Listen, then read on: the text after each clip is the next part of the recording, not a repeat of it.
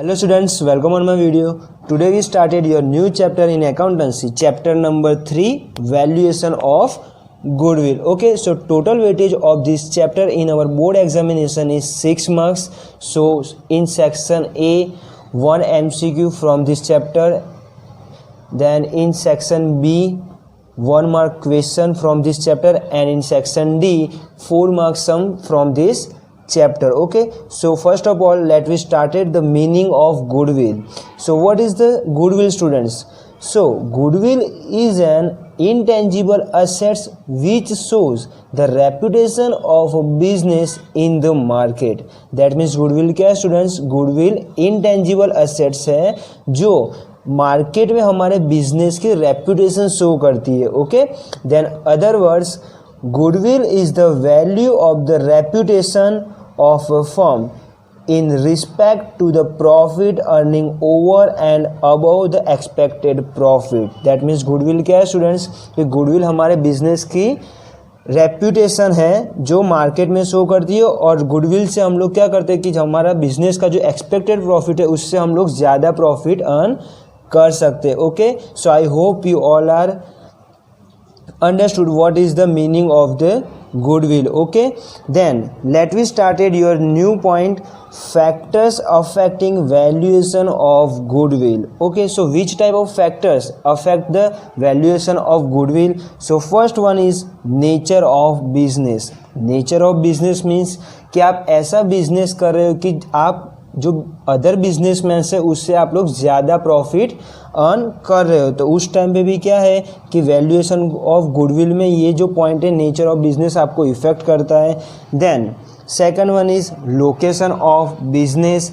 So if the business is centrally located, otherwise place having heavy customer traffic, then more profit earning can be seen in the business. So this point is also affected the valuation of goodwill. Location of business, that means हमारा business जो है students उसका location कोई heavy traffic में होता है या फिर कोई सेंट्रल एरिया में होता है जहाँ पे कस्टमर्स का ज़्यादा आसपास आना जाना होता है, तो उस टाइम पे भी क्या होता है स्टूडेंट्स कि वो जो फैक्टर्स है ये लोकेशन ऑफ बिजनेस वो भी हमारी वैल्यूएशन ऑफ गुडविल में अफेक्ट करता है. Okay students, then third point, period of business. So we all know older firm has more reputation in the market. हमको पता है कि जितना हमारा फर्म ओल्ड होगा, जितना ज़्यादा साल से हम लोग बिजनेस रन कर रहे हैं, तो हमारा रेपुटेशन ज़्यादा होगा हमारा बिजनेस में. सो उस टाइम पे भी क्या है कि ये जो पॉइंट है पीरियड ऑफ बिजनेस वो भी हमारा क्या वैल्यूएशन ऑफ गुडविल में मोस्ट अफेक्ट करता है. अगर न्यू बिजनेस है तो उसकी रेपुटेशन मार्केट में कम होती है compare to old firm. Okay students, so this point is also affected the valuation of goodwill. Fourth one is market situations.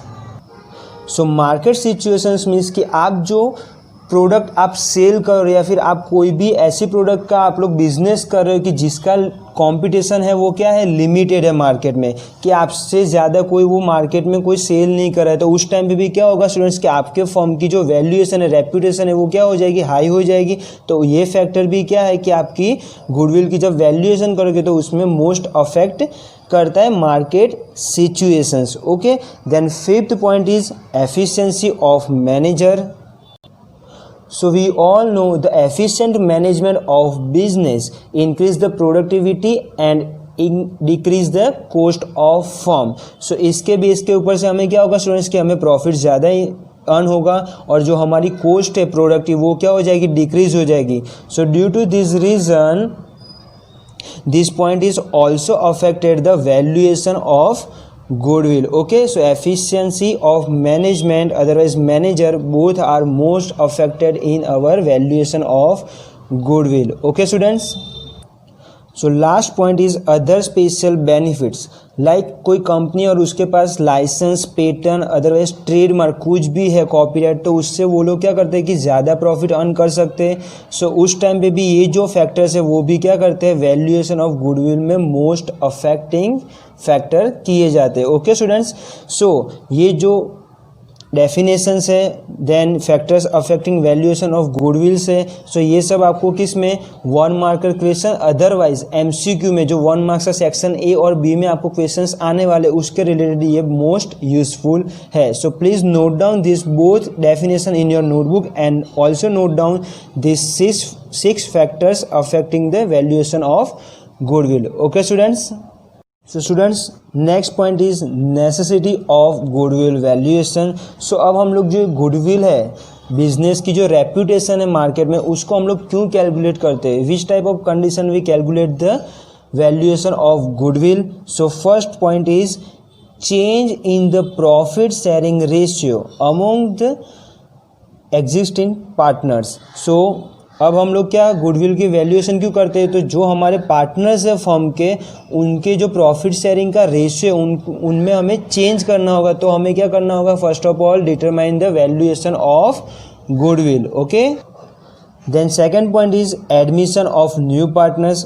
अब कोई भी पार्टनरशिप फॉर्म है, उसमें कोई न्यू पार्टनर को एंटर करना है, तो उस टाइम पे भी हमें क्या करना होगा, first of all determine the valuation of goodwill. Okay, then third reason is retirement of partner. So कोई पार्टनर्स ऐसा है कि उसका रिटायरमेंट टाइम हो गया है, तो उसको क्या करना होगा कि जब वो रिटायरमेंट होगा तो उसको उनके पार्ट की जो गुडविल होती है वो उनको प्रोवाइड करनी होती है। तो उस टाइम पे भी हमें क्या करना होगा, फर्स्ट ऑफ ऑल गुडविल की वैल्यूएशन डिटरमाइन करनी होगी। Okay, then death of the partners. So कोई पार्टनर्स की डेथ हो जाती है तो उनके पार्ट में भी कितना गुडविल आता है, तो वो हमें पार्ट फाइंड करने के लिए हम लोग क्या करते हैं, गुडविल का वैल्यूएशन निकालते हैं। ओके, तो उनके पार्ट में जितना भी गुडविल का पोर्शन आता है वो हम लोग उनकी फैमिली को प्रोवाइड कर देते हैं। Okay students, then next point is conversion of partnership form into a company. कोई भी पार्टनरशिप फॉर्म है उसको कंपनी में कन्वर्ट करना होता है, तो उस टाइम पे भी क्या करना होता है, first of all we determine the value of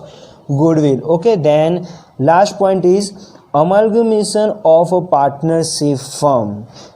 amalgamation means two partnership firm join to start a new firm. Amalgamation means क्या होता है स्टूडेंट्स की कोई भी टू पार्टनरशिप फर्म जॉइन होकर कोई एक न्यू फर्म स्टार्टअप करते, it's called our amalgamation. So amalgamation of partnership firm, कोई भी पार्टनरशिप फर्म का हम लोग अमालगमेशन करते हैं, तो उस टाइम पे भी हमें क्या फाइंड आउट करना होता है, सबसे पहले value of goodwill. Okay, so I hope you all are understood these all points, which type of conditions we determine the valuation of goodwill. So please note down these all points in your notebook. Okay, so now we discuss method of the goodwill. अब goodwill हमें find करना है, but which type of method we use for the determine the value of goodwill.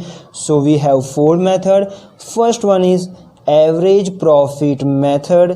Second one is weightage average profit method. Third one is super profit method. Fourth one is capitalization of profit method. So on the basis of these 4 methods we easily find out the valuation of goodwill. Okay students, so please note down also these all methods in your notebook. And जो students ये आपका जो first lecture है, introduction lecture है valuation of goodwill chapter का, वो जो first lecture पूरा डिपेंड करता है सेक्शन ए और सेक्शन बी, जो आपके 1 मार्क्स के क्वेश्चंस आने वाले हैं, जो वे फर्स्ट लेक्चर में से होने वाला है। क्लियर? तो आपके जो फर्स्ट लेक्चर में जितने भी पॉइंट्स है, first definition of goodwill, then factors affecting of valuation of goodwill, then third one is necessity of goodwill valuation and fourth one is method of goodwill. So आपको ये 4 points आपको learn कर लेने for the 1 marker questions. Okay students, then second thing, points to be remember. अब ये जो points है वो आपको माइंड में रखना है। So what is this point? So if not given any classification to find the average profit और weightage average profit, so if given profit constantly increase or decrease, so find the weightage average profit. अब जो first to method है students, method of goodwill में average profit method and weightage average profit method, अब वो हमें अगर सम में नहीं दी है, क्लासिफिकेशन नहीं दी है कि कौन सी मेथड से हमें गुडविल की वैल्यूएशन डिटरमाइन करनी है. So at that time first of all we check the first condition, if given profit constantly increase और डिक्रीज, दैट मीन जो हमें प्रॉफिट दिया है प्रीवियस ईयर का वो कॉन्स्टेंटली इंक्रीज हो रहा है, अदरवाइज डिक्रीज हो रहा है. जो अगर जो ऐसा हो रहा है इंक्रीज और decrease, so we can find the weightage average profit. अगर ऐसा हो रहा है तो हमें कौन सी मेथड से गुडविल फाइंड करना है students? Second, weightage average profit method से हम लोग गुडविल की वैल्यूएशन फाइंड आउट करना है. Okay, then second condition is if given profit fluctuating, means plus minus कोई लास्ट 5 ईयर्स का प्रॉफिट है, उसमें फर्स्ट ईयर में 10,000 है, देन सेकेंड ईयर में 20,000 है एंड थर्ड ईयर में again 10,000. That means this profit is fluctuating. So we can find the average profit method. अगर फ्लक्चुएटिंग प्रॉफिट है आपके पास लास्ट प्रीवियस ईयर के, तो आपको कौन सी मेथड से फाइंड करना है स्टूडेंट्स? एवरेज प्रॉफिट मेथड से आपको गुडविल की वैल्यूएशन फाइंड करनी है. Okay students, so I hope you all are understood and please note down this all points and all method and also note down this points to be remember in your notebook. Okay students, so please note down all points. So I hope you all are understood, and in next lecture we will discuss your first method of goodwill, average profit method. Okay students, thank you.